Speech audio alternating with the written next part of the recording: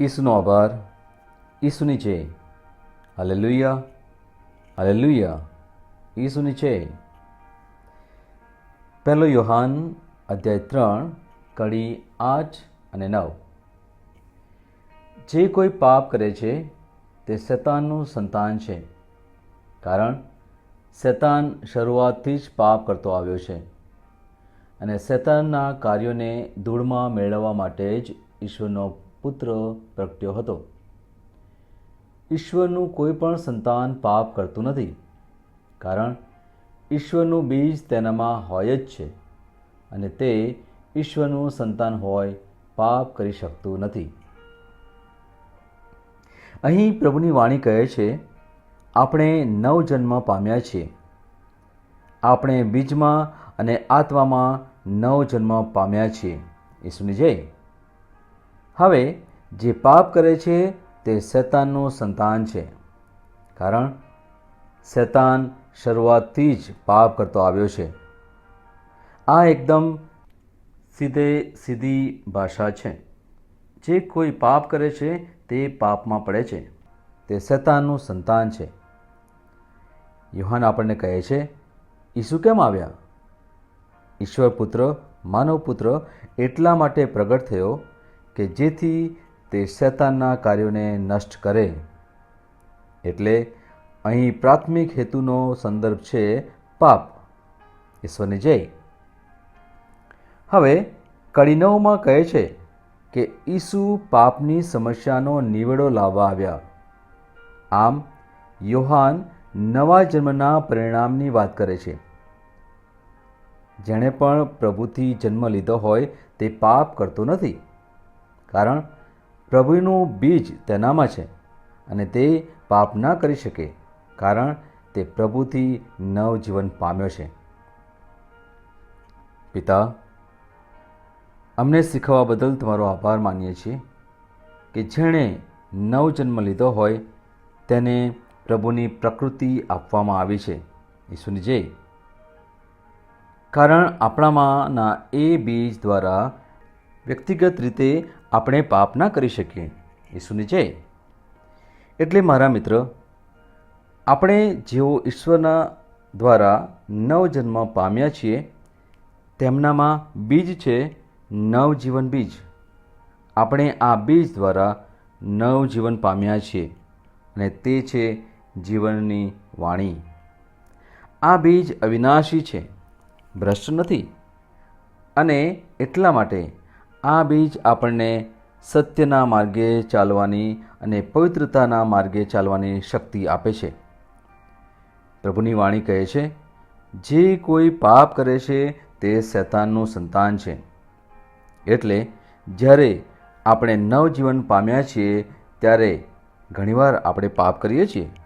કદાચ વારંવાર નહીં, કદાચ જાણી જોઈને નહીં, પરંતુ આપણે પાપ કરીએ છીએ અને છતાં આપણે જાણીએ છીએ કે આપણે નવજીવન પામ્યા છીએ. હવે યોહાન એવું કહેવા માગે છે કે જ્યારે આપણે નવજીવન પામ્યા છીએ ત્યારે આપણા બીજમાંથી નવી પ્રકૃતિ આવે છે. એ છે પ્રભુની વાણી. આપણે શીખી ગયા કે જેવું બીજ તેવું જીવન. પ્રકૃતિ બીજમાંથી આવે છે અને જ્યારે બીજ ઈશ્વરીય છે, બીજ શાશ્વત છે, બીજ અવિનાશી છે. એટલે મારામાં રહેલી પ્રકૃતિનું બીજ ઈશ્વરીય છે, શાશ્વત અને અવિનાશી છે. એટલે મારા નવજન્મનો સાચો ગુણ એ મારી અંદર જન્મેલું એક નવું જીવન છે, એક નવો સ્વભાવ છે. એ છે ખુદ ભગવાનનો સ્વભાવ. મારી ઈચ્છા છે કે તમે તેની ઉપર વિચાર કરો કે ભગવાનનો પોતાનો સ્વભાવ આપણા દરેકમાં છે. આપણા જીવનમાં જે છે તે છે ઈશ્વરીય, અવિનાશી અને શાશ્વત. અને તેને લીધે આપણા માટે પાપ કરવું અશક્ય છે. હાલેલુયા, ઈશ્વરનો આભાર. મને ફરીથી બોલવા દો. આપણા માટે પાપ કરવું અશક્ય છે, કારણ ઈશ્વરનું બીજ આપણામાં રહે છે. આ બીજ અવિનશ્વર છે, પવિત્ર બીજ છે. તે ક્યારેય નશ્વર કે અપવિત્રતા ઉત્પન્ન ન કરી શકે.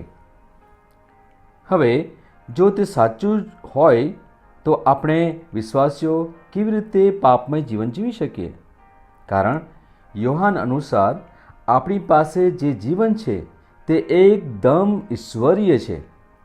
એક વિશ્વાસી તરીકે આપણા જીવનનો માર્ગ બીજ ઉપરથી નક્કી થાય છે. હાલેલુયા! ઈસુની જય, ઈસુની જય, ઈસુની જય. પ્રભુનો મહિમા. બાંહેધરી એ છે કે આપણામાંની નવી પ્રકૃતિ ક્યારેય પાપ ન કરે. જો નવી પ્રકૃતિને તેની રીતે કામ કરવા દઈએ તો ખાતરી છે કે આપણે પવિત્ર જીવન જીવી શકીએ. ઈસુ પ્રભુના પુત્રનો હેતુ એ હતો કે તે શૈતાનના કાર્યોને નાશ કરે. ઈસુની જય.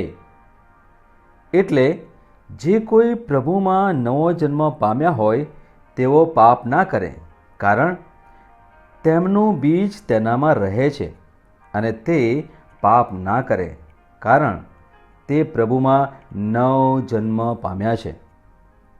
આ એક ખૂબ જ શક્તિશાળી સત્ય છે કે તમે અને હું નવી પ્રકૃતિમાં જીવી શકીએ છીએ, જે આપણે નવ જન્મ વખતે ગ્રહણ કર્યું છે.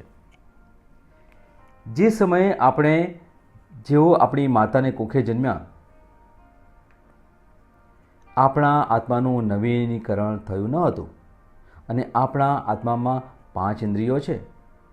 એટલે પાઉલ આપણી સાથે વાત કરવા માગે છે અને આપણને કહેવા માગે છે કે જે પ્રકારનું નવજીવન એમણે આપ્યું છે એ છે તેમની પ્રકૃતિનું સંપૂર્ણ પરિવર્તન, જે પ્રભુની વાણીના બીજ દ્વારા આપણામાં આવેલું છે.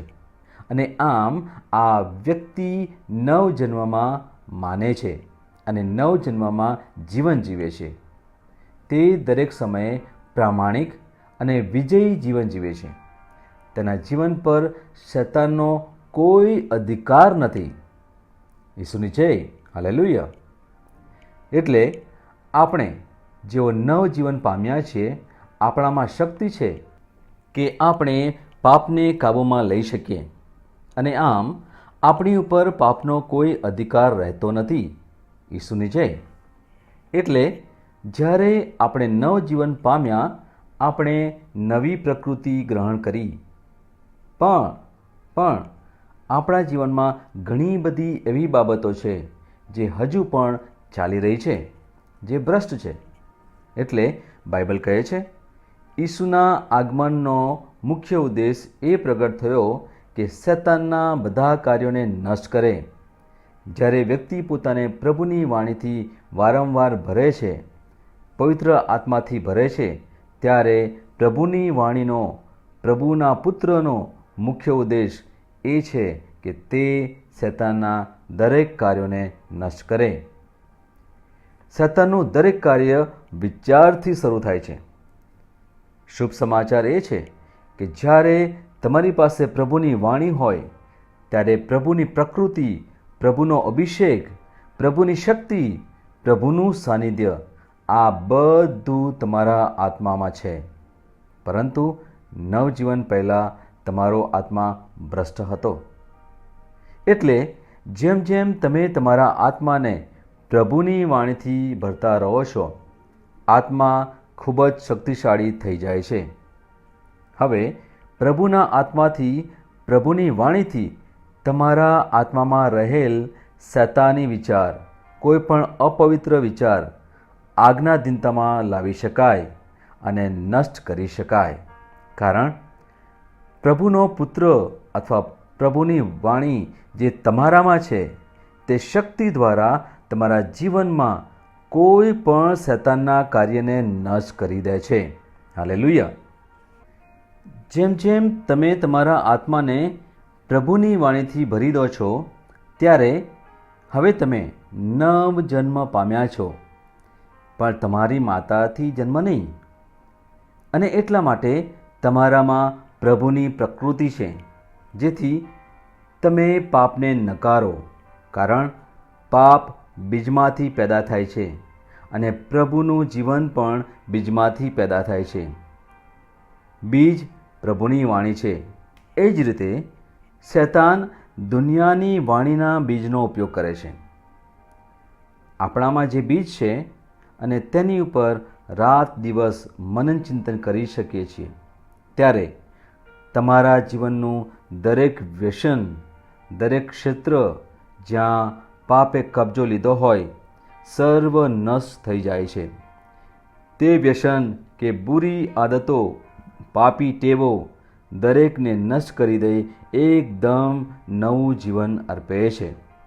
ઈશ્વરનો આભાર, ઈશ્વરનો આભાર. પિતા, ઈશ્વરના નામમાં તમારો આભાર માનીએ છીએ. અમારામાં ખ્રિસ્તમાં બાંહેધરી છે કે અમારામાં ખ્રિસ્તની નવી પ્રકૃતિ આવી છે. અમારી પાસે વાણી છે અને અત્યારે પ્રભુ ઈસુના નામમાં અત્યારે હું દરેક પાપને, દરેક આદતને, દરેક બીકને, દરેક બંધનને, જ્યારે આ વ્યક્તિ દિવસને રાત પ્રભુની વાણીથી પોતાને ભરી રહ્યો છે, પ્રભુ તમે તમારો અભિષેક આ વ્યક્તિ પર છોડ્યો છે. ઈચ્છા શક્તિથી નહીં, પરંતુ બીજની શક્તિથી દરેક શૈતાનના કાર્યો મૂળથી નષ્ટ પામ્યા છે અને આ વ્યક્તિ સંપૂર્ણ રીતે સ્વતંત્ર થઈ ગયો છે. આ વ્યક્તિ બીજની સાથે જઈ પ્રભુની વાણી વહેંચવા સક્ષમ છે અને બીજા કોઈ પણ પ્રકારની ખોટી આદતોમાં હોય, બીજનું જીવન એટલે કે પ્રભુની વાણી ઈશ્વરના પુત્રને સ્વીકારે છે. બીજા પણ શૈતાનના બંધનથી છુટકારાનો અનુભવ કરી રહ્યા છે અને તેઓ સ્વતંત્ર થઈ ગયા છે. મારા મિત્ર, આ સાક્ષાત્કારનો અનુભવ કરો કે તમારામાં રહેલી પ્રભુની વાણી દ્વારા તમારા મનમાં ચાલી રહેલા અપવિત્ર વિચારોને નાબૂદ કરે છે. તમારી જાતને બીજથી, પ્રભુના બીજથી ભરી દો. સદંતર તમારા મુખેથી તેનો ઉચ્ચાર થવા દો. તમારા જીવનમાં ગમે તેટલા વર્ષોનો મોટો ગઢ હોય, તે અત્યારે પ્રભુના નામમાં નષ્ટ થઈ ગયો છે. હું તમારા જીવનમાં સંપૂર્ણ સ્વતંત્રતાની જાહેરાત કરું છું. ઈશ્વરના નામમાં.